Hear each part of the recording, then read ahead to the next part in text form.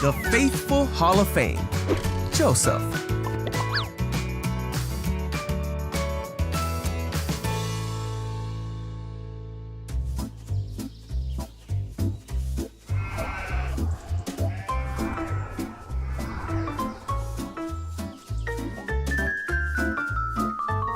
So this is Joseph. Hey!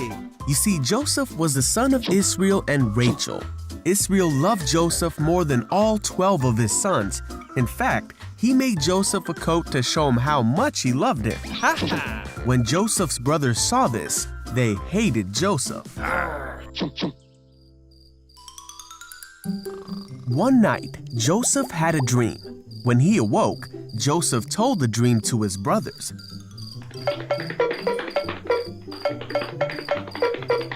He said, "Listen to this dream I had. We were gathering grain when suddenly my bundle of grain rose up and all of you bowed to me." This made his brothers hate Joseph even more. And they said, "You're gonna rule over us?" Then Joseph had another dream. And he told it to his brothers and his father. He said, "Listen, I had another dream, and this time the sun and moon and 11 stars were bowing down to me." This time Israel heard the dream and rebuked Joseph, saying, "Will your mother and brothers and I actually come and bow down before you?" The brothers were even more angry when they heard the second dream. Israel, however, decided to think about what Joseph was saying.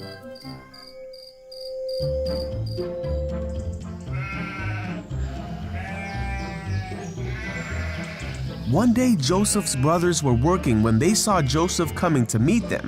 One of his brothers mocked him and said, "Here comes the dreamer. Come on now, let's kill him and throw him away to be devoured by a ferocious animal. Then we'll see what comes of his dreams."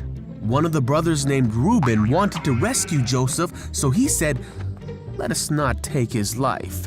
Instead, throw him in the pit." Yeah! So when Joseph came to his brothers, Hey! they attacked him. They took the robe their father had given Joseph. They hoisted Joseph up and threw him into the well.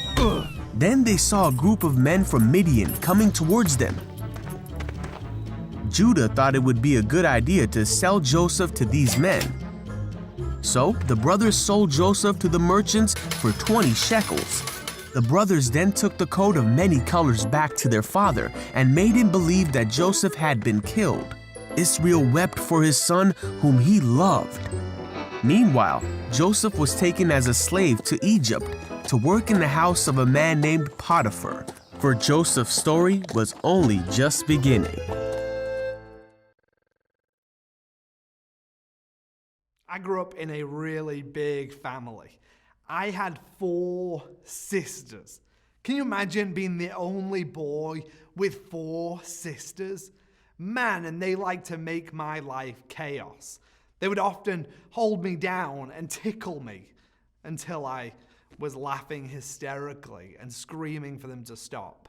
One time, they grabbed me, they held me down, and they put makeup on me. Can you imagine? My dad was so mad. In the Big God story this week, there's a boy, a 17-year-old boy, who also has some difficulties with his brothers, with his family.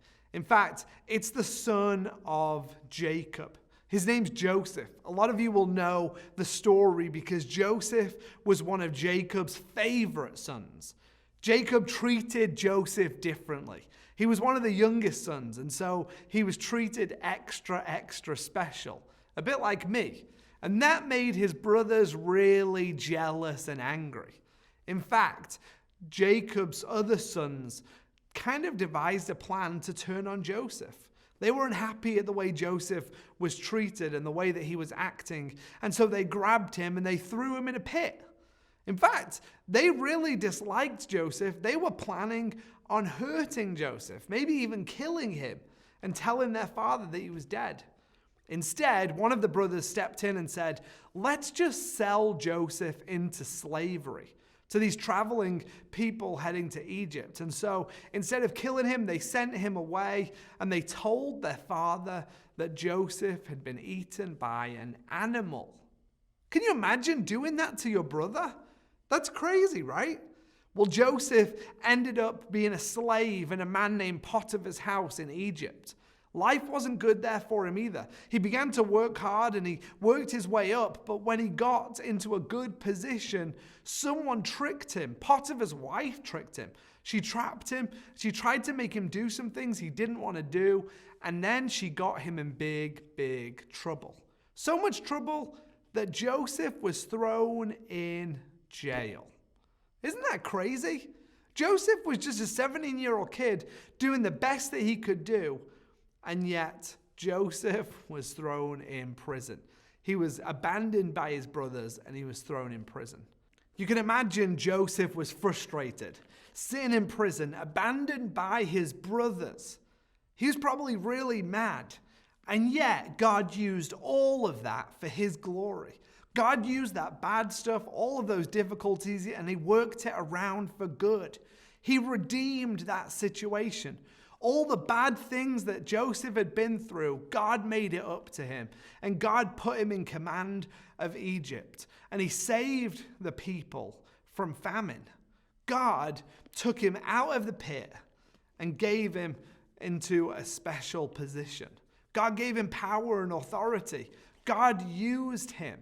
He redeemed the moment to do something great through Joseph, because God redeems.